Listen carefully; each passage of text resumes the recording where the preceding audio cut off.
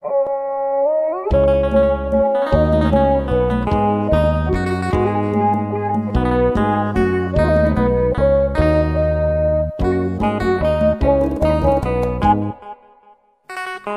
كمي كأنيكم كورات تختاتل تزارع فلتس نلومون أب حقانيا تاريخ زي تمركوسة حتى إرزان تحيزنا قريبنا لنا كتكتاتلو بخبرنا عدم أتو قرماي ترمبا ميكينو النافيحو موتر كيت فأخذ بجمرة بزوح كيت أنحا اتعاب خانشالو غزو مستخفتلو تخيلو نوشت أتوه سوزان قولي سوزان أبيرلا معطو ميكينا كفيتو اندا ورد بعوتا تدهي أبيت ألخ بابا كابك أداماي دربي نايت هنسا كالك إلى ملسات سوزان لوم زحقوس بسرات حزلك مسئل لخو وي بابا بسرات كايت عم نسخدا قد سألم سبسركاني مسأخو إلاتو تبتب اندابلت وردت أتو قرماي كام مكينا وريدو تخيلو نام معرف غفلو أتوه مسئ بابا انتاي خاطة بسرني بلد سوزان حقي فاندس عمتو كما يزبلو أو تيستارخي بلكي وي بابا يأمني بلد سوزان دقي من دحا وفتو أمانني تمكرو زلو نفع أو تيستاي إلما أنت بابا كم تقدم حجزم تأخلي أرجيت كيكون أنت سوزان قالي نظام أرجتوت برسمنا خونكي واي بابا دا أرجي زي كونكا دحان سوزان قالي أب أرجتوت زلك الرأي تردين الله زخنا إذا حجم سئلك زلخو ودي كما يزبلوا من السي حراي بابا ما عسيس راح كجمر صباحا نقول دي خجمر تسمع جن كم تنايك أدم سلا زي كونه إذا توسخ سرح كلوي كمي مالتي تقدمي أوزنا برا أو تستخي ماكينة أبزح زلو جزيت راح يزغفل نيرو زجن ورحو دموز كخفل كوسد سلازخنا قال توسخ سراح كنسرحه إذا توسخ سراح الترئيون تكتاتليون دما نسخيخي كما يتوسخ سراح مالت انت عين السراح كنسرحينا نزي أعتقل تخستن كسكسني كمون كابشو زغنا نجر انت دليكم كم تسألكمي أنا ون أبقى قلبوتها تتكلوخي أب كم مرعازة أمسلو كخيد متعامي أبين سلازلو كيدو عد ما خصح فلي حراي بابا إذا كل السرح كمال انت خوينو نفع كخون الله منفعة الزرباء يقولوني لما قلنا دحان كن ريون دينا سرحنا منفعتون بقبر رينا خم فردينا بلا عطو قرماي جاكيتون داوتسا سوزان أبو أخم هياب زبر كتلات صبغت ميكينا لاتا مزوار ميكينا تماهيرا كوانت نبرت كلن محزوتا أو تيستسل زلوان نساون كابان كي حمق إلا أو تيستخلو عززت اتزربا قالو عم مريت زي ودق عطو قرماي حدا بعد مدفق زبلش ما قل سبعي أمتسألا اتسبعي كتواتس انت ريدات ريحة دولا تسوعو عممصا قرب يدونغيا سلازنبره بو حغوستي نبرتن يحيرو دما مس محزوتا ختما سابت وصل الاوان مسيو نخيد اندابله كربشان اكايدان البابسان اصليو كمخران كمعدان سلاز جمره طرشا صلياتو ايدلنيلا كاب سرح باررتو اتو غرماي ازي هبتان بعل صقا خوينو نزحان تغالو كمبلين عينيو زحلوان صفتوان ويني بعلت بيت اتو غرماي طعنا سينا عرات كاب تحز وحداي غبرتن طعنا اخمل سلا وحد لعلن تحتنا يبلن فقدو حكمنان ماي چلوتن كل الكبل دحر مصنح تسفا قريصو اب غزا بسراحتنيات كم تلغيروا نابرኦም كل زمال اكوان تنبره بسنك خونتات طعنا تاد حغوسم ملو اي نبره سوزان حدش اوتيست اخر اتاويخه اب جراج غزኦም بمخد نمكينا بكل شنخه خليلات عزبتا ابت برقرق زبلك اي حبره جلدورو ناس لزرعت نابت تقا غزኦም زلا اندا لافاجو دويلا وسيدوم كحصبوا عززتهم سراحتنيا نايتكال بأجر زبزب اندابل مسي كاب سوزان مفتح تقبلو مكينا حزوا خده أتو قرماي نو سوزان قالو نئشتي مالت قوال 17 عامتن كلا مس حدا ود عركو زخونه منسي أمر عوا انتخونا جن بتحستو مزينو نقوالي يخونا يزبولو قوز يترف نقوالو ننوبسو زي كون كوينو تسانيحو حدا حلف نتكس كم زي كل زي بسلق ايد باتخ مخانو دحر مرعة تفليتو سوزان عدلاي قبرتن عبكن دفقرن حليوتن تعرفن وردتن كوينو قلبا اتعبود السبعان لا تسعرفي وص ان لا تسعرفي عتو كم حدث مرعت حنت تعم تقال كي سمعت اوار حليفه كسمع دون تفتنت ناتك غبري زبل عرنا ودمص زسنيو ملسي وهبه سوزان لعل اوارح كتصاور سلازي قالت اب عمت زي مل غزي راح ريحتو نغزا تملست اتمرعا بقندو بدليتن دفيتن ولادي اسلز نبره زخلوم سغاطمه غالي بعلي بديل يايلو كخيسا زاززتو يغبرلا قدم قال اوارح مكينا خغز الله مسحتتتو اي سوموناي سالستي كتفبللا سوزان نتا مكينا نموصيا تتقملا مسمع حزوتا انت واحده ابسومن كلته غزي تراخيبن ابتن عبيتي نايت كلبات يماسيا عبيتي هوتيلات يدرران يزناغعن ما حزوتا بملئن كم ادق حبتمات سلازخنا نفس وكفن ما يتمثل مكينا حيزات مص سوزان مكينا ولاويلا اتصراريا حدش اوتيست اخصب جمرت ጎበዝ ዳዊት ይዝብሃል ስራሕ ቅድመ ምጅማሩ አቶ ግርማይ ፀውዒው ጠባይ ጓሉ ክነግሮ ጀመረ እንታይ ትፈቱ እንታይ ትጸልእ ኮታስ እቲ ምስኣን ከሎ ክገብሮን ክኾኖን ዝግብኦ ብዝርዝር ነገሮ ልዕሊ ኩሉ ሱዛን ጓለይ ውዒት እያ እንተ ሓሪቃ ጸርጸር ትብል ስለዚ ኣይትሕርቃ እንተ ሓሪቃ ድማ ተጻወራ ጸርጸር ኢላ ትለይልካ ከይትሕዘላ መልሓሳ እምበር ከብዳ ቦቕቦቓ ብምባል ባህርያት ጓሉ ነገሮ ዳዊት አንጊሁ ናብ እንደ አቶ ግርማይ ደበኽ በለ አቶ ግርማይ ጓሉ ፀውዒው ምስ አውቲስት አላልያ ሱዛን ጓለይ እዚዩ አውቲስት አኺ ዳዊት ይበሃል መቸም እዚ ዘማጻለይ ዓርከይ ንኢዱ ምጽጋቢ ሲኑ መርሓባ ዝሓወይ ሱዛን ይበሃል በለቶ ንሰላምታ ኢዳ ዘርጊሓ መርሓባ ሱዛን ጽቦ ሌላ ይግበረልና በሊ ካብዛ ሰዓት ድላይ ክትእዝዝን ድልው ኣለኹ በላ ብትሕትና ዝመሎ ኣገባብ ሕራይ ዳዊት ስራሕካ ባባ ነጊርካ ይኸውን ኣብዚ ዝኹስኩሶን ማይ ዝሰትን መዓልታዊ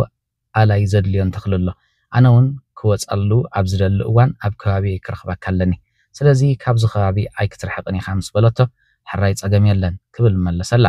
ዳዊት ኣከዳድኑ ይኹን ብሓፈሻ ደጋዊ ትርኢቱ ሽግር ናብራ ዘለዎ ይመስለን ከምኡውን ቁመቱን መልክዑን ካብ ትጽቢት ሱዛን ንላዕሊ ነበረ ዳዊት ወዲ ዝዓዲ ይኮነን ስራሕ ክደሊ ካብ ካልእ ዓዲ ዝመጸ እዩ ስለዚ መምጽኡን ዕላምኡን ኣጸቢቑ ይፈልጥ አንጊሁ መጺኡ ነቲ ኣታኽልቲ ዝመልአ ክፋል ናይቲ ገፊሕ ካንሸሎ ክጸራር ጀመረ ንሱ ዝመጻሉ እዋን ብጀካ ሰራሕተኛ ገዛ ኩላቶም ደቂሶም ነይሮም ዳዊት ሰራሕተኛ ገዛ ምስ ከፈተትሉ ትኺሉ ናብ ስርሑ ኣተወ እቲ ጀርዲን ማለት ትሕቲ ኣግራብ ብሳዕርን ወረቃቅትን ፕላስቲክን ዳርጋ እንዳ ጓሓፍ ተቀይሩ ጸኒሕዎ እቲ ጓሓፍ አልዒሉ ብድሕሪኡ ነቲ ዘየድሊ ሳዕሪ ኣልዩ ዓቕሉ ጸቢቦ ዝነበረ ናይ ፍሩት ኣግራብን ካል ኣትክልትን ከም ዘስተንፍስ ንፋስ ከም ዝረክብን ገበሮ ብድሕሪኡ ኣግራብ ኮስኪሱ ጸምበለል ክሳብ ዝብል ማያስተዮ እንዳ ጓሓፍ ተቀይሩ ዝነበረ ጀርዲን ናይ ቱሪዝም ቦታ መሲሉ ትርኢቱ ደስ ዘብል ኮነ አቶ ግርማይ ተንስኡ ክሕጸብ ናብ ባኞ እንዳኸደ ነቲ ጀርዲን ምስ ረኣየ ይሓልም ከሂሉ ፈሪሑ ዓይኑ እንዳሓስ የደጋጊሙ ጠመቶ ናብቲ ጀርዲን ገጹ ቅርብ ምስ በለ ዳዊት ሓኾት ክብር ረኣዮ ከባቢኡ ምስ ተዓዘበ እቲ ዳዊት ካብቲ ጀርዲን ዘውፅኦ ጓሓፍ ተኸሚሩ ምስ ረኣየ ንዳዊት እንኮላይ ኣብ ገጹ ከስርሖ ዝወሰዶ ውሳነ ቅኑዕ ምንባሩ ኣስተብሂሉ ብውሳንኡ ተሓጎሰ ከመይ ሓዲርካ ዳዊት በለ አቶ ግርማይ ኣብ ልዕሊ ዳዊት ዝሓደሮ ኣድናቆት ኣብ ገጹ እንዳተረኣየ መርሓባ ባባ ግርማይ ከመይ ሓዲርካ እዚ ኩሉ ደኣ ንበይንኻ ሰሪሕካ ዝለአየናይ ኮይኑ ጎበዝ ካልእ ክገብር እንዲ ዝግብኦ ባባ ግርማይ ድሓንሱስ ኣጉባዝ ሎሚ ርኢናዮም ኢና ብነብስኻ ደኣ ፍሉይ ኮንካ እምበር በል ንዓ ሕጂ ነብስኻ ትሓፀብ ሞ ቆሪስካ ዓርፍ መቸም ስዝጓለይ ክትሕጎስ እያ ጉዳይ ናይዚ ጀርዲን ድቃስ ከልይዋይ ነይሩ ዋው ኣንታ ዳዊት ክንደይ ደኣ ትነፍዕ ኢኻ ሱዛን ብድሕሪት መፅያ ተጸንበረቶም ንፉዕ ጥራሕ ኣገናዕ ዝወደይ በላ አቶ ግርማይ ተሪር ቀላጽም ዳዊት እንዳጠመተ ፈሊጥካ ኣለኻ ዳዊት ወደይ ንእስነተይ ኣዘኪርካኒ መንእሰይን ከለኹ ልክዕ ከማኸያ ነይረ ቀላጽመይ ጉብዝናይ ከምዝናትካይ ነይሩ ካብ ዝኾነ ስራሕ ድሕሪ ይብላይ ነበርኩን ንፉዕ ዝወደይ አንበሳ ከምዛ ጀሚርክያ ዘለኻ እንተቐጺልካ ጽቡቕ ክንዋሃድ ኢና ኣጆኹም አቶ ግርማይ ንዓኹም ንምሕጓስ ዝከኣለን ንኽገብረ ዳዊት ሕጂ ዕርፍ እሞ ምሸት ምስ ማሓዝተይ ከማስ ስለ ዝኾንኩ ክትወስደኒ ኢኻ በለቶ ሱዛን ሕራይ ጸገም የለን መኪና ክፍትሻ ስለ ዘለኒ ሒዝያ ወፂአ ብዝገዛውቲ ቁሩብ ዘወር ክብል ምስ በላ ሕራይ ጸገም የለን መጀመርያ ኣካላትካ ትሓፀብ እሞ ቆሪስካ ትኸይድ ዳዊት ነብሱ ተሓፂቡ ነታ ማይ ትመስል ጽቡቕቲ መኪና ናይ ሱዛን ከፊቱ ውሽጣን ደጊኣን ፈቲሹ ሞተር ኣልዒሉውን ጽቡቕ ገይሩ ተዓዘባ ደይቡ ንገለ ካልኢታት ራንራን ከብላ ድሕሪ ምጽናሕ ዘይቲ የድልያ ኣሎ ኣብዚ ዘይቲ ፍሬን ይህልወክ ዶ ዘሎ ይመስለንን ድሓን እግሪ መንገድኻ ትገዝእ ምውፃእኻ ዘይተርፈካ ንዓይ እውን ካብ ሹቕ ዘድልየን ነገራት ስለ ዘሎ ክትማልኣለይ ብምባል ዘድልያ ነጊራ ገንዘብ ሃበቶ ምሸት ሰዓት 6 ምስ ኮነ ሱዛን ምስተና ቀዲማ ደው ኢላትለን ዝነበረት ማሓዙታ ትራኸበሉ ሰዓት ስለ ዝቐረበ ናብታ ዳዊት ዘዕርፈላ ክፍሊ ብምኻድ ክዳሎ ሓበረቶ ዳዊት ክዳኑ ቀይሩ ናብ መኪና ተሰቂሉ ክጽበያ ጀመረ ሱዛን ጸባቢቓ ዕምባባ ክትመስል መጻቶ ዳዊት ከም መስትያት ጌራ ጽባቓ ክትሪኤሉ ትደሊ እኳ እንተነበረት ስነ ስርዓት ዘለዎ ዳዊት ሓሳብ ልባ ከስምረላይ ከኣለን ኣፉ ሃቢሉ ብተመስጦ ክትምታዩ ዝመስላ ነይሩ ዳዊት ግን ርእሱ ድፍእ ኣቢሉ ወሪዱ ማዕጾ ከፊቱ ኣደየባ ኣጣጢሓ ኮፍ ምባላም ሰረጋገጸ ደይቡ ሞተር መኪና ልዒሉ ተበገሰ ብዛዕባ ጌራቶ ዘላ ምጽባቕ ገለ ክብላ ትጽበኳ እንተነበረት ዳዊት ቁልሕ ከይበለ ተበጊሱ መንገዱ ቀጸለ ሱዛን ደስ ኣይበላን እንተዋሓደ ጸቢቓ ከም ዘላ ወይ ጽባቓ ይረኣዮ ከም ዘሎ ክገልጸላ ነይርዎ ንሱ ግን ምሉእ ኣንፈቱን ኣተኩሩን ናብቲ ቅድሚኡ ዝነበረ ጽርግያ ገይሩ ይዝውር ነበረ ሱዛን የማንካ ተጠወ ትኺልካ ኺድ ንጸጋም እንዳበለት ዓብ ህንጻ ምስ በጽሑ በዛ ዓባይ ካንሸሎ እቶ በለቶ ብኢዳ ምልክታ ሰንያ ዳዊት ትኺሉ ብምእታው ናብቲ ናይ ዓማዊል መኻይን ዝዕሸጋሉ ቦታ ምርሐ መኪና ደው ኣቢሉ ወሪዱ ማዕጾ ከፊቱ ወረዳ እተን ቀዲመና ኣመፅን መኪና ኣምስራያ ሓፍስ በላ መሓዙታ ንዓ ገዲፈን ንዳዊት ጠመታ ጠሚተንኦ ነናሓድሕደን ተጠማመታ መንዳ ኮይኑ ብዝመስላ ጠማመታ ሓንሳብ ናብኡ ሓንሳብ ድማ ንሓድሕደን ተጠማመታ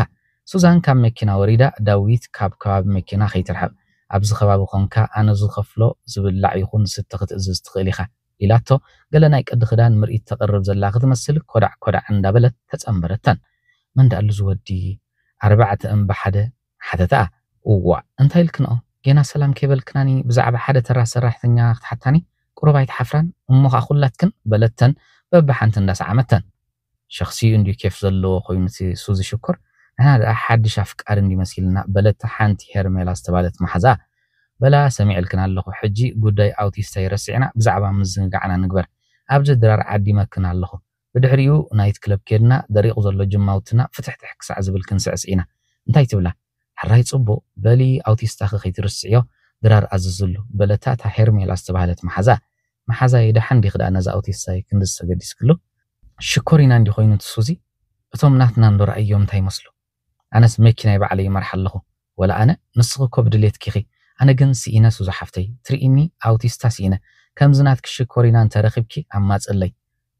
بلتا إذا ماكينا بعلان دا مرحت سمسات كاليت محزا أبتو هوتيل إن دا تقول على سات دريرا نابت زبالو نايت كلب تبقسا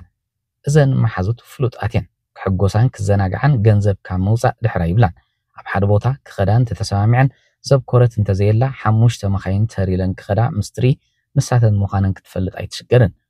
ኣብቲ ናይት ክለብ ኣትየን ኣብ ሓደ ፀግዒ ኮፍ ኢለን መስተ ኣዚዘን እንዳሰትያ ክዘናግዓ ጀመራ ክሳብ ሰኺረን ሃለዋትን ዘጥፋእዳ ኣይኮናን እምበር ኩላተን መስተ ይሰትያን ዳዊት ምስቶም ካልኦት ክልተ ኣውቲስት ኮይኑ ክፅበም ሲዩ ኮፍ ክብል ዓቕሊ ምግባር ሲኢኑ ኣብቲ ከባቢ ዘወር ክብል ኣምሴ ድሕሪ ነዊሕ ትፅቢት ተመራሪሐን ነናብ መኪንአን ዘላቶ ቦታ ምርሓ ሱዛን ንዳዊት ሰላም ከይበለቶ በቲ ዘርሓወላ ዳሕረዋይ ማዕፆ መኪና ተሰቂላ ንኺድ በለቶ ዳዊት ተሰቂሉ ሞተር መኪና ቀድሚ መልዓሉ ኣብ ጥቃ መኪና ናይ ሓንቲ ካብ መሓዙት ሱዛን ዓውዓው ዝብል ዘረባ ሰሚዑ ብመስኮት መኪና ተቐልቂል ተዓዘበ ክልተ ደድሕሪአን ዝወፁ ኣወዳት ንዳዊት ኣካይዶኦም ደስ ስለ ዘይበሎ ክከታተሎም ፀኒሑ ህውከት ዝገብሩ ዘለዉ ንሳቶም ምዃኖም ተረዲእዎ ንሱዛን መፃ ኺልዋ ብህድኣት ወረደ እቶም ኣወዳት ሰኺሮም ነበሩ ንሄርሜላ ዝተባሃለት መሓዛ ሱዚ በዓልና ክንወስዳይና ተኣለይሎም ምስ ኣውቲስት ኣይበኣሱ ነበሩ ነቲ ድራር እለቱ ክብል ከይደቀሰ ዝሓድር ምስኪን ኣውቲስታት ተተበራርዮም ክሃርምዎ ጀመሩ ሄርሜላ ኣውያት ደርግሓቶ ግን መን ክሰምዓ ኣብ ከምዚ ዝኣመሰለ ቦታን ሰዓትን በጋጣሚ ፖሊስ እንተዘይተረኺቦም ዝዓርቕ የለን ሄርሜላ ዝህረም ዝነበረ ኣውቲስታ ከተድሕን ቅርብ ምስ በለት ንዓውን ሓደ ካብኦም ብፅፍዒት ኣላጋዓ ዳዊት ክዓርቕ ኢሉ ጌጋጌጋ ግደፍ እንዳቀረበ ምስ በሎም ጓል ኣንስተይቲ ኣብ ቅድሚኡ ክትፅፋዕ ምስ ረኣየ ምፅዋር ሲኢኑ ነቲ ዝፀፍዓ ብፅፍዒትን ካሶትን ምስ መንደቕ ኣላገቦ ካልኣይ ክዘሪሉ ቅርብ ምስ በለ ንዕኡን ብፅፍዒትን ካሶትን ኣላሂሞ ሓፍ ኣቢሉ ኣብ ልዕሊ እቲ ካልኣይ ደርብዮ እተን ሱዛን ትርከበን ሓሙሽተ መሓዙት ኣፈን ከፊተን ብምግራም ክዕዘባ ድሕሪ ምጽናሕ ሄርሜላ ዝጀመረቶ ጣቕዒት ብምልአን ኣጣቕዐን ንዳዊት ኣድናቆተን ገለጻሉ ዳዊት በጃኻ መሓረና ተጋጊና ኢሎም ክሳብ ዝልምንዎ ቀጥቀጦም ንኽልተኦም ብኻልተኦም ሲሒቡ ድሕሪ ሓንቲ ካብተን መኻይን ወሲዱ ክዛረቦም ድሕሪ ምጽናሕ እንደገና ብኻልተኦም ኣብ እግሪ እቶም ዝተሓርሙ ሄርሜላን ኣውቲስታን ተደፊኦም ይቕረታ ከም ዝሓቱ ገበሮም ጥፉ ድሕሪ ሕጂ ኣብዚ ከባቢ እንተሪአኩም ከጥፋኣኩም እየ ምስ በሎም ዓንደፍ ደፍ እንዳበሉ ብቕፅበት ካብቲ ቦታ ተሰወሩ እተን ሓሙሽተ መሓዙት ብዳዊት ካብ መጠን ንላዕሊ ተደነቓ ብፍላይታ መልክዑን ጉብዝንኡን ሃነን ኣቢልዋ ዝነበረ ሄርሜላ ጅግንነቱን ትብዓቱን ምስ ረአየት ዝያዳ ፈትወቶ ሱዛን ዓብ ኹርዓትን ሓበንን ተሰሚዕዋ ሓድሽ ኣውቲስታ መልክዑን ጉብዝንኡን ብዓይና ጥራሕ ዘይኮነ ብዓይኒ መሓዙታ ክትሪኦን ብቓላተን ክትሰምዖን ኣምስያ ትብዓቱን ስብእነቱን ድማ ክልተ ምኩሓት ኣጋብዝ ከም በርክኽ ብዓይና ሪኣቶ እተን ሓሙሽተ መሓዙት በብወገነን ኣብ ልዕሊ ዳዊት ኪንዮ ኣድናቆት ዝኾነ ስምዒት ኣሕዲረን ብኡ እንዳሓሰባ ነናብ ገዝአን ተፈላለያ ሄርሜላ ኣውቲስታ እንተዘይህልዋ በቲ ዝነበረቶ ሓደጋ መፈፀመት ምክንያቱ ሃማን ቀልባን ምስቲ ቅድሚ ገለ ሰዓታት ዝረአያቶ ጎበዝ ተሪፉ ኣበይ ከም ዘላ ከይፍለጠት መራሕ መኪና ማዕፆ መኪና ከፊቱ ውረድ ክብላ ትፈለጣ እዋ እንታይ እዋ እንዳበፂሕና በለቶ ገዛእ ከም ዝበፅሐት ምስ ፈለጠት ካብዛ ዕለት ኣትሒዘን እተን ሓሙሽተ መሓዙት ንዓይን ዓይ ዝብላ ዘለዋ ክመስላ በብወገነን መን ብልቢ ዳዊት ተዓዋቲት ክወዳደራ ተራያ ብፍላይ ሄርሜላ ካብ ዕብዳን ውሑድ ተሪፍዋ እንተ ሱዛን ኣብ ኢዳ ኣሎ ኢላ ዝቐሰነት ትመስል ሱዛን እተን ኣብ ሽቑ ጥራሕ ዝረኽብኣ ዝነበራ መሓዙታ በብውልቀን ንገዝኣ ምምልላስ ኣብዝሓ ውድድር ናይ ዘን መሓዙት ካብ መዓልቲ ናብ መዓልቲ እንዳበርትዐ ክኸይድ እኳ እንተጀመረ ዳዊት ግን ነቲ ልቡን ምብጻሕ ዝግበር ዝነበረ ውድድረን ዝኾነ ግምት ከይሃበ ኣብ መስርሑ ጥራሕ ገበረ ቀንዲ ስርሑ ንሱዛን መውፃን ጀርዲን ገዛ ምስታይን ምኹስኳስን እኳ እንተነበረ ሳልሳይ ባዕሉ ዝወሰኾ ስራሕ ነበሮ ንሱ ድማ ነታ ብሕማም ተረሚሳ ዘላ ወይዘሮ ወይኒ ማለት ኣደ ሱዛን ምሕጋዝ እዩ ንግሆ መፂ ኣብቲ ጀርዲን ዝኹስኮስ ከይሱ ዝስተ ኣስትዩ ናብ ኣደ ሱዛን ብምኻድ ኣካላታ እንዳደረዘ ደጊፉ ከንቀሳቐሳ ኣረፊዱ ፀሓይ ንግሆ ኣፅልዩ ናብታ መደቀሲያ ይመልሳ ሓሊፉ ድማ ኩሉ ነገር ገዲፉ አንጊሁ ንቤተ ክርስቲያን ይወስዳ ወይዘሮ ወይኒ ንቤተ ክርስቲያን ካብ ዘይትኸይድ ነዊሕ ጌራ ናፍቆት ዝነበራ ክትመስል ምስ ንብዓታ ኣምሪራ እንዳነብዐት ትጽልይ ሱዛንን ወላዲያን ብጀካ መድሃኒት መሃብ ምንቅስቃስን ፀሓይን ንፋስን ከም ዘድልያ ዘስተባሃሉ ይመስሉ ነበሩ እታ ካብ ዳዊት እዛ ሓልዮትን ተገዳስነትን ዝረኸበት ህይወት ሓውያ በኣጋራ ክትከይድ ዘለዋ ተስፋ ሰማይ እንዳዓረገ መፅዩ ዳዊት ክሕግዛ ክትሕግዞ ጀመረት ዳዊት ጉዳይ ዛ ሰበይቲ ልዕሊ ኩሉ ስርሑ ቀዳምነት ዝሃቦ ይመስል ተንክልተ ሰራሕተኛታት ገዛ ፀዊዑ ድሕሪ ሕጂ ቀዳማይ ስራሕ ክንማማ ወይ ንምእላይ ኣመጋግባኣ ከምኡን ፅሬት ክዳናን ኣካላታን ናይ ክልተኸን ሓላፍነት እዩ እዚ ክብል እንከለኹ ከምቲ ቅድሚ ሕጂ ትገብሮ ዝነበርክን መድሃኒት ሂብክን ኣብ ካልእ ስራሕ ክንምኻድ ኣይኮነን ምሉእ መዓልቲ ኣድላይ እንተኮይኑ ድማ ለይቲ ከይተረፈ ኣብ ከባቢኣ ክትህልው ኣለክን ንግሆ ቅድሚ ኣነ መምፀይ ተንሲእክን ኣካላታት ሓፅባ ብድሕሪኡ ኣነ አንቀሳቒሰ ፀሓይ ፀሌ ንመደቀሲ ኣብ ዓለይ ወስዳ ብምባል እንታይ ክገብራ ከም ዘለወን ዕትብ ኢሉ ነገረን ኣቶ ግርማይ ብሕሉፍ ተወፋይነትን ተገዳስነትን ዳዊት ተደኒቑ ንሱን ክግደሰሉ ጀመረ ዝወደይ ስድራ ካበይ ኣለዉ ስድራ የብለይን ባባ ግርማይ እዋ እንታይ ካትብል ዘለኻ ስድራ ዘይብሉ ሰብ ደሎይ ኣቦይ ብመሰረቱ ይፈልጦኒ ኣደይ ድማ መዋቲት እያ ዋይ ወደይ ሕጂ ደኣ ምስ መን ትቕመጥ ኣብዛ ዓዲ ካብ ዝመፅእ ብዙሕ ኣይገበርኩን ገለ ናብ ኣቦይ ከብፅሓኒ ዝኽእል ሓበሬታ ረኺበ ናብዛ ዓዲ መፅአ ንበይነይ ንእሽተይ ገዛ ተኻርየ ነብር ኣለኹ ዋይ ወደይ ከምኡ እንተኮይኑ ደኣ እንታይ ገዛ ዘካርለካ ኣሎ እንዶ ክፍልታት መሊኡ ሎም ምሸት ንብረት ካምፂኻ ኣብ ቀትሪ ተዕርፈላ ዘላ ክፍል ተቐመጥ ድሕሪ ደጊም ከም ስድራኻ ረአየና ዝወደይ ብዘይ ቀልዕ ዓለም ክነግረካ እዚ ገዛና ንስኻ ካብ ትረግፆ በረከቱ በዚሑ ስራሕና ዓብ ምዕባለ ርኢ ኣደኻ ወይኑ እውን በቲ ንስኻ ዝገበርካዮ ፃዕሪ ንህለት ናብ ሰብ ተሓዊሳ ብዓብዪ ድማ እዛ ደገ ትብል ዝነበረት ጓለይ ኣብ ገዛኣ ክትውዕልን ክትሓድርን ጀሚራ ጓለይ ቅድሜኻ ኣካይዳ ፅቡቕ ኣይነበረን ኣነ በዲለያ ኢለ ዝገበረት እንተገበረት ስቂለ ይዕዘባ ነይረ ሕጂ ግን ዓብ ለውጢ ርአየላ ዝኾነ ዝወደይ ከምቲ ምፅኡካ ዘሎ ጉዳይ ክሕግዘካ እዚ ገዛ ድማ ከም ገዛኻ ራእዮ ኣነ ወዲ ኣለኹ ኣብ ዝመፃእ ኩሉ እዋን ኣብዚ ገዛ ክሪአካ ኣለኒ ሕራይ ባባ ግርማ የቐኒለይ ብምባል ጠቕሊሉ ምስኦም ክቕመጥ ተሰማምዐ ሱዛን ንዳዊት ብኩለንትኑ ፈትያቶ መልክዑ ጠባዩ ስብእነቱ ሓልዮቱ ብፍላይ እቲ ኣብ ወላዲታ ዘርኣዮ ሓልዮትን ተገዳስነትን ዝያዳ ከም ተፍቅሮን ናታ ክትገብሮ ከም ትፅዕርን ገበራ ማሓዙታ ብፍላይ ሄርሜላ ትገብሮ ዘላ ፃዕሪ ሪኣ ኣብ ኢደ ኣሎ እንዳበለት ከይምንጥላ ፈሪሓ ፍቕራ ትገልፀሉ ወሰነት ሱዛን መልክዓ ኮነ ኩለንትና ዝወፃ የብላን ቁሩብ ስክፍታ ዝፈጥረላ ነገር እንተሓልዩ ቅድሚ ሕጂ ንቡር ፈቲና መንበራይ ካብ ኩለን ማሓዙታ እታ ተፍራሓ ዘላ ሄርሜላ በቲ ሓደ ወገን ዳዊት ቁሩብ ክግደሰላን ልዕሊ ኩለን ገፅ ክህባን ትሪኦላ በቲ ካልእ ድማ ንቡር ፈቲና ብምዃና ከይትበልፃ እሞ ዳዊት ናብኣ ከየብል ዓብ ስግኣት ፈጢርላ ስለዚ ግዜ ከይወሰደት ንዳዊት ናይ ልባ ክትነግሮ ወሰነት ወለዳ እውን ናብዚ ጉዳይ ክደፋፍእዋ ተፈለጣ ብፍላይ ኣቦኣ እዚ ወዲ ጥዑይ እሱ ዝጓለይ ከም ሰራሕተኛ ርኢኺ ከይትርሕቅዮ ቅርብ በልዮ ዛጓለይ ውዕለቱ በቐሊሉ ነገር ዝከሓስ ኣይኮነን ነዴኺ ንሕና ንሓኻይ ምን ክንገብረላ ዘይከኣልና ገይርላ እንዳበለ ከይተጓንዮ ፅቡቕ ጌራ ክትቀርቦ ክደፋፍኣ ጀመረ ዳዊት ናብዛ ዓዲ ብፍላይ ድማ ናብ እንዳ ግርማይ ምምፁ ኣጋጣሚ ኣይኮነን ዓብ ዕላማ ምፅዎ ነዚ ተበጊሱሉ ዘሎ ዕላማ እኹል መፅናዕቲ ገይሩ ተበጊሱሉ ወይኒ ማለት በዓልቲ ቤት ኣቶ ግርማይ ናብቲ ዝሓሰቦ ክበፅሕ ከተገድሶ ስለ ዝኾነት ካልእ ስርሑ ኣወንዚፍዎ እኮ እንተዘይተባህለ ዳርጋ ሙሉእ ኣድህብኡ ናብኣ ገይርዎ ጠቕሊሉ ምስኦም ክቕመጥ ስለ ዝጀመረ ኣንጊሁ ተንስኡ የተንስኣ እሞ ደጊፉ ኣብቲ ካንቸሎ ዘወር የብላ ደኺማ ምስ በለቶ እተን ሰራሕተኛ ፀዊዑ ኣካላታ ክሓፅባ ይዝዘን እሱ ኣብቲ ጀርዲን ኣቲ ክኹስኩስን ከስትን ፀንሕ ዳዊት ካብ ዝመፅእ ጀርዲን ገዛ እንዳኣቶ ግርማይ ገነት መሲሉ እቲ ናይ ፍሩታ ኣግራብ እንዳኮስኮሶን እንዳቐምቀመን ሂወት ዘርእየሉ ከምኡውን ኣብቲ ባዶ ዝነበረ ቦታ ዝተፈላለዩ ኣሕምልቲ ዘርእዩ ዳርጋ ዘድልዮም ዘበለ ኣሕምልቲ ካብ ቤቶም ከም ዝረኽቡ ገበሮም ሰራሕተኛታት ንወይኒ ኣካላት ሓፂበን ሒዘንኣ ምስ መፃ ዳዊት ተቐቢሉ ፀሓይ ንጎ የፅልዋ እንዳዕለሉ ብውሕዱ ንፍርቂ ሰዓት ዝኸውን የፅንሓ እውይ ዳዊተይ ሕጅሳ ፀሓይ ምር ኢላ ንእቶ ኢላቶ ድግፍ ኣቢሉ ይወስዳ ቁርሲ ኣኺሉ ስለ ዘሎ ንቁረስ እሞ ሽዑ ቀሲል ክትኣትዊ እንዳበለ ነተን ሰራሕተኛታት ቁርሲ ቅርባ ይሕብረን ንኣቶ ግርማይ ፀዊዑ ካብ ሎሚ ቁርሲ ምሳሕ ድራር ማማ ወይኒ ምሳና ክትቀርብ እያ ድሕሪ ሕጂ ኣብ ዓራታ መግቢ ከይትብዋ ክብል ተማሕፀኖ ሕራይ ዳዊት ወደይ ዝበልካዮ ይኹን ወሸለ ምሳና በልዓ ንሕና ዳ ደይንሱ ይድሌትና በሎ ኣቶ ግርማይ ደስ እንዳበሎ ወይዘሮ ወይኒ ሳላ ፃዕርን ተገዳስነትን ዳዊት ምስ ሰብ ተሓዊሳ ሄርሜላ ማዓንጣ እሸት ኣቢላ ጾራ ከተራግፍ ናብ ዳዊት ደዊላ ክትረኽቦ ደልያ ከም ዘላ ሓበረቶ ዳዊት ሄርሜላ ካብተን መሓዙታ ኾነ ካብተን ቀድሚ ሕጂ ዝፈልጠና ዋልድ ቅሩብ ፍሉይነት ስለ ዝረአየላ ንሱን ይግደሰላይ ስለዚ ኣብቲ ዝበለቶ ጊዜን ቦታን ክረኽባ ተሰማምዐ ዳዊት ክወፅእ እንዳተዳለወ ሱዛን መፅያ ሓንሳብ ኮፍ በል ክዛረበካ ደልየ ኣለኹ ክትብል ብሓውሲ ትእዛዝ ኮፍ ኣበለቶ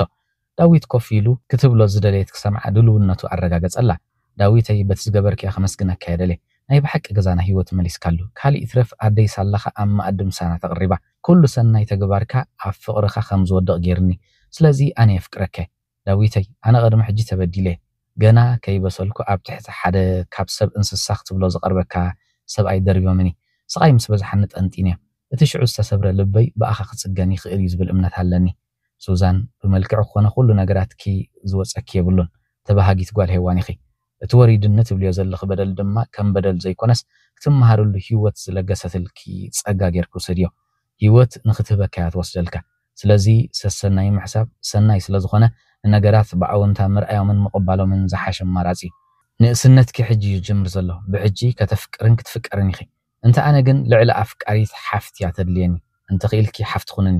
ካብዚ ንላዕሊ ዝብሎ የብለይን ዝብፅሕ ኣለኒ ከይደ ኣለኹ ኢልዋ ብስምባደ ልባ ተሮግ ተሮግ እንዳበለት ገዲፋ ወፀ ኣንፈቱ ናብታ ቆፂራቶ ዘላ ሄርሜላይ ንሳ እውን እቲ ኣብ ውሽጣ ኮይኑ ብስቕታ ዘሳቕያ ዘሎ ፍቕሩ እያ ክትገልፀሉ ከም ሱዛን ኣሰንቢዱ ድዩ ክገድፋእ ወይስ ኣብ ልዕሊ ሄርሜላ ካብቲ ኣብ ልዕሊ ሱዛን ዘለዎ ኣረኣያ ፍልይ ዝበለ ይህልዎ ንዝብል ሕቶ ምስ ተራኸቡ ክምለሰልናይ ሄርሜላ ቀዲማታ ኣብ ቦታ ቆፀራ ትፅበዮ ስለ ዝነበረት ክመፅእ ምስ ረኣየቶ ሓፊላ ተቐበለቶ ዳዊት ከምቲ ንሳ ዝደለየቶ ኣገባብ ሰላም ኢልዋ ኮፍ በለ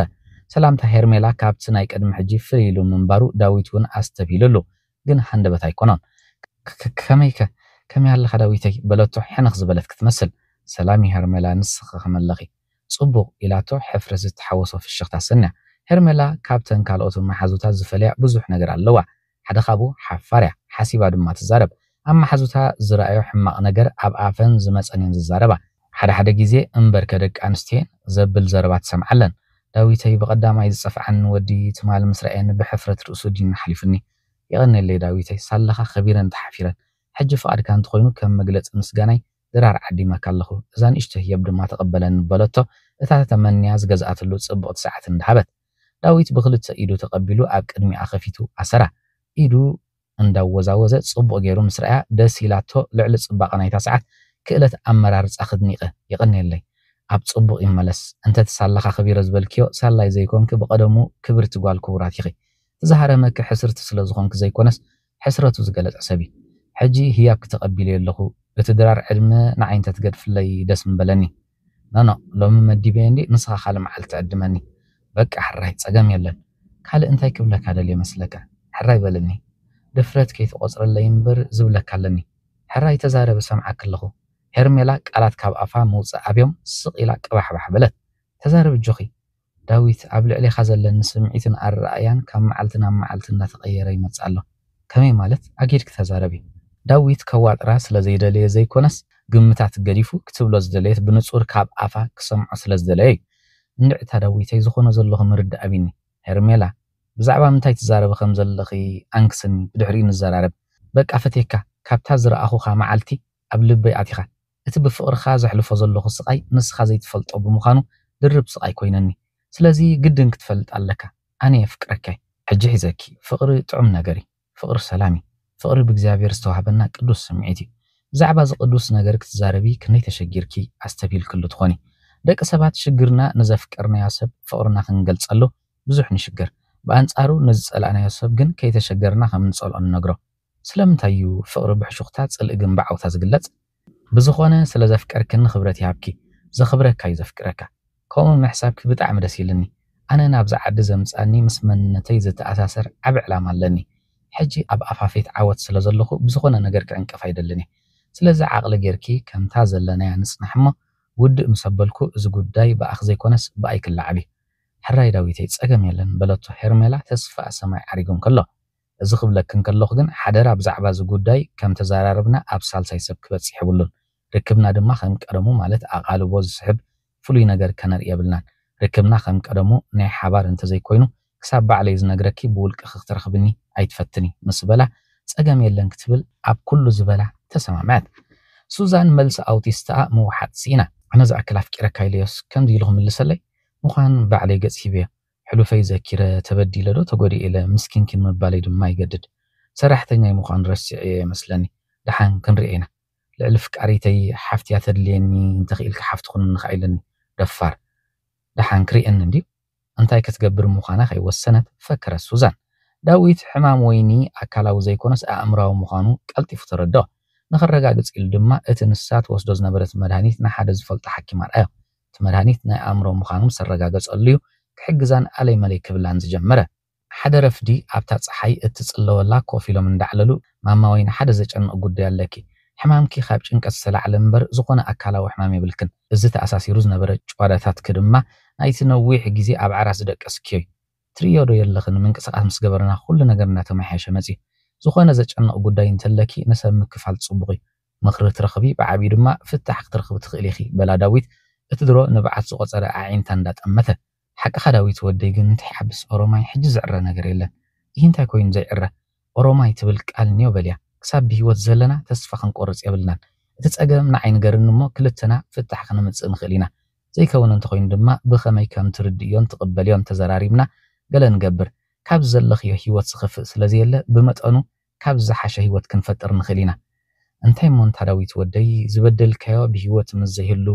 ንመን ኢኻ እሞ ይቕራ ሓቲትካ ክትቀስን በለት ኣምሪራ እንዳነብዐት ዳዊት ንብዓታን ኩነታታን ርኢ ብዙሕ ክፀቕጠላ ኣይደልየን ንዕማማ እታ ፀሓይ እውን ትመርር ኣላ ሕጂ ቁርሲ በልዒና ዓርፍ እሞ ናይ ምሸት ብመኪና ንሹቕ ክወስደኪ ኣብኡ እንዳተደረርና ንዕልል ከመይ መስለኪ ንዓኹ እውን ቅያር ይኾነኪ ሕራይ ዳዊት ወደይ ክሳብ ምሸት ብሰላም የፅናሓና ሓግዘኒ በለቶ ሓፍ ክትብል እንዳፈተነት ማማ ወይኒ ብሰብ ተሓጊዝ ካብ ትንሳእ ሰጊርና ኢና ሃየዳ በዓል ክሳብ ትንሲ ኢዱ ኣጣሚሩ ተፀበያ ኣቶ ግርማይ ካብ መዓልቲ ናብ መዓልቲ ኣድናቆቱ ኣብ ልዕሊ ዳዊት እንዳዓበየ ኸደ ሰብኣይ ጓሉ ክኸውን ብሃጎ ቀድሚ ምስ ዳዊት ምዝራቡ ምስ ጓሉ ይህን ምሂን ክብል መረፀ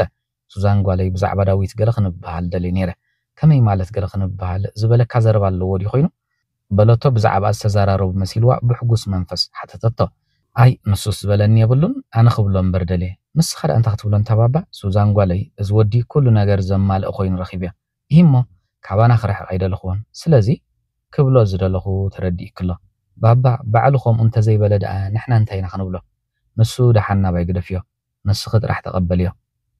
ኣነ ደኣ ካብ መዓስ ካብ ፍቓድካ ወፂአ ይፈልጥ በለቶ እቲ ቃሉ ከይተዕብር ከይፈትወት ዝኣትወቶ ቀዳማይ ፍሹል መርዓ ከተዘክሮ ዝደለየት ክትመስል ብፈልጥ ሱዙ ጓለይ በለ ኣቶ ግርማይ ንሱ እውን ዝዘከሮ እንዳመሰለ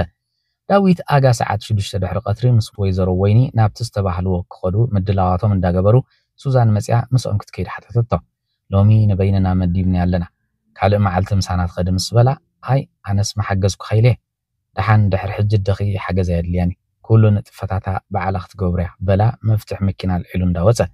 ሹቕ ምስ በፅሑ ካብ መኪና ወሪዶም ብእግሮም ሰለይ እንዳበላ ክዛውራ ፀኒሑ ዕረፍቲ ከም ዘድልያ ምስ ፈለጠ ሒዝዋ ናብቲ ክድረሩሉ ዝመደቡ ቤት መግቢ ወሰዳ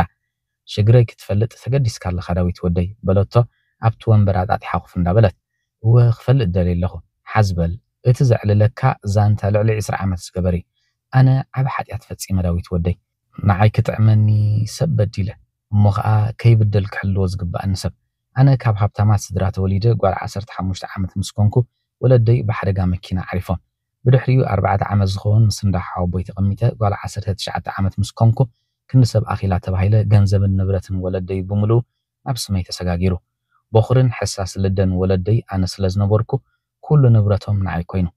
ኣብቲ እዋን እቲ ሓንቲ ከም ወላዲተይ እትሓልየለይ እምንቲ መሓዛ ነይራትኒ እዛ መሓዛይ ዓርክ ነይርዋ እቲ ድሒሩ ምስኣ ፍቕሪ ዝጀመረ ወዲ ኣብ ፈለማ መሓዛ ክልተና እኳ እንተነበረ ኣብ ጉዳይ ፍቕሪ ግን ንዓ መሪፅዋ ኣነ ብቕኒ ሕርር ኢለ ሕማቕ ክሓስብ ጀሚረ ከምኡ ዝገበረን ድማ ነቲ ኣፍቃርያ ኣብ ምሕዝነትን ከለና ልዕልያ ኣነ የፍቅሮም እምበረይ ከም ዘፍቅሮውን ይነግራ ነይረ ንክልቲኦም ፈላለየ ባዕለይ ክወስዶ ውሕድ ኣይፀዓርኩን ግን ምዃን ኣብኒ በቃ ንመሓዛይ ጨኪነላ ካብቲ ዘፍቅራን ዘፍቅረቶን ክፈልያ መዓልታዊ ውዲታት ክምህዝ ከም ስርሒ ገይረ ወሲድዮ ነገር ከምዚሉን ከሎም ሓዛይ ሓደ ጠሪሹ ድቃስ ኸልኣኒ ዜና ነገረትኒ ሓደ ረፍዲ ብሕክምና ጸኒሓ ግድ እንደልየክ ኣለኹ ኢላ ኣብዘይ ሰዓቱ ተብተብ እንዳበለት ካብ ገዛ ውጻትኒ መሓዘይ ሓደ ጉዳይ ኣጋጢሙ ከተማኽርን ጽውዕ ክበለትኒ ኣብ ጸጋማይ ኢዳ ሒዛቶ ዝነበረትኒ ሓኪም ወረቐት እንዳርኣየትኒ እንታይ ኣጋጢሙ ሕክምና ጸኒሐ ጠኒስ ክልኽ ተባሂለ ሕጂ ንግርማይ ክነግሮ ፈሪሐ እንታይ እንተገበርኩ ይሓይሽ መስለኪ መሬት ብብርሃኑ ጸልሚትኒ ሓደ መዓልቲ ንኽልትኦም ፈላልየ ግርማይ ንሓላሊ ክወስደየ ዝብል ተስፋን እምነትን ነይርኒ እዚ ምስ ሰማዕኹ ግን ተስፋይ ከም ትክበኒኑ ግንካ ስቕኢለ ኢደይ ክህብ ሕምቀትን ውድቀትን ኮይኑ ተሰሚዕኒ እዋ እንታይ ትብል ጥንሲ ከይትነግርዮ ሓፂሉ ክርሕቀኪ ንስኽትንበሊ ቀስ ኢለ ባዕለይ ክነግሬ ኢለ ኣጋጢምዋ ዘሎ ኣብ ውሽጢ ዓቑራቶ ትም ከም ትብል ገበርኳ ካብዛ ዕለት እዚኣ እንድሓር ቀስ ኢለ ክነግሮ ንመሓዛይ ንበይና ክንራኸብ ዕድል ክትህበኒ ሓቲትያ ፍቓደኛ ስለ ዝነበረት ምስ ግርማይ ዳርጋ መዓልታዊ ክንራኸብ ጀሚርና ግርማይ ንብረት ወለደይ ወሪሰ ከም ዘለኹ ይፈልጥ ስለ ዝነበረ ዘዝሃብኮ ህያብ ሃብታም እንዲኽ እንዳበለ ከይተሰከፈ ይቕበለን ነበረ ኣብ ንራኸበሉ እዋን ብጉዳይ መሓዛይ ዘይኮነስ ብጉዳይ የዛረቦ ነይረ ልዕሊ መሓዛይ እንዳፍቀርኩኻ ስለምንታይ ንዓ መሪፅከያ ኢለ ምስ ሓተትኮ መልሱ ንዓይ ተስፋ ዝህብ ኮይኑ ረኺብያ ንስኽ ዝሒልክን እምበር ቅድሚ ኣንዓኽ ሓተክ መዲበ ነይረ ምስ በለኒ ምስ መሓዛይ ዘለዎ ፍቕሪ ድኹም ምዃኑ ተረዲእኒ ብድሕሪ ሓደ ሰይጣናዊ ሓሳብ መፂኒ ብብኽያት ምዝራብ ሰኣነት ኣይትብከይባ ቀጽሊ ብድሕሪ እንታይ ሓሲብኪ ንገርኒ ታሃንቲ ሓተታ ዝሓለፈ ረሲዕኻ ምሳይ ትጠፍእ እንትኾንካ ኣነ ካብ ወለደይ ዝወረስኮ ንብረት ዝሽየጥ ሸይጠ ኣብ ባንክ ዘሎ ገንዘብ ኣውፅኤ ካብዚ ዓዲ ተታሓሒዝና ንጥፋእ ኣብ ርሕቕ ዝበለ ዓዲ ኸይድና ጽቡቕ ህይወት ንመስርት ምስ በልኮ ሕራይ ብምባል ቀልጢፉ ናብ ሓሳበይ ተሰማምዐ በል ኣነ ኣብ ሓደ ሰሙን ኩሉ ነገር ክውድቕ ይኽእል ክሳብ ሽዑ ንስኻ ተሰወር ንመሓዛይ ከይትረኣያ ኣነ ገይሹሎ ክብለ ኢለዮ ተሰማሚዕና ድሕሪ ሰሙን ከምታ ዝበልኮ ኩሉ ነገር ወዲኤ ግርማይ ብዛዕባቲ ኣብ ማህፀን መሓዛይ ዘሎ ፍረ ብርኩ ከይፈለጠ ተታሓሒዝና ሓደ ሰብ ከይረኣየና ንጋሽ ባርካ ኸይድና ንገለ ዓመታት ኣብ ጋሽ ባርካ ብድሕሪኡ ንሱዳን ኣቲና ኣብ ሱዳን ትካል ከፊትና ጽቡቕ መነባብሮ እኳ እንተነበረና ኣነ ግን ቅሳነት ሲኢነ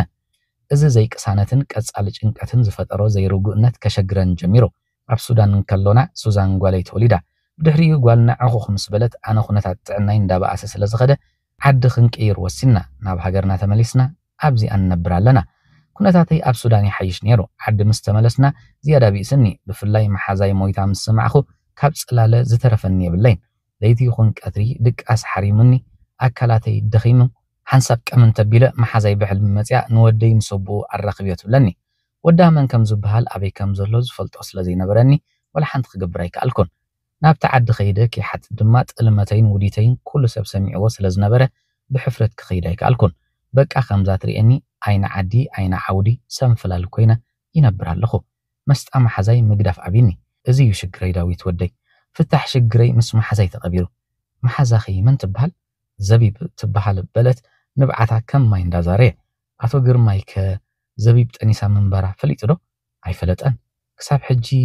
ኣይፈልጥን ማለት ድዩ ወይ ፈለጠን እቲ ምስጢር ኣነ ጥራሕ ይፈልጦ ስለ ዝነበርኩ ኣነ ይነገርክዎን ንሱ ድማ ድሕሪታ ምፍላዮም ፈጺሙ ይሓተተላን ማማ ወይኒ ሽግርካ ንሰብ ምክፋል ጽቡቕ ኢለክ ዶ ነይረ ወይልካኒ በሊ ስለ ዘካፈልክኒ ሽግር ክፍታሕ ረኺቡሎ ከመይ ማለት ፍታሕ ዝበደልክዋ መሓዛይ ሞይታ ኢለካ ነይረ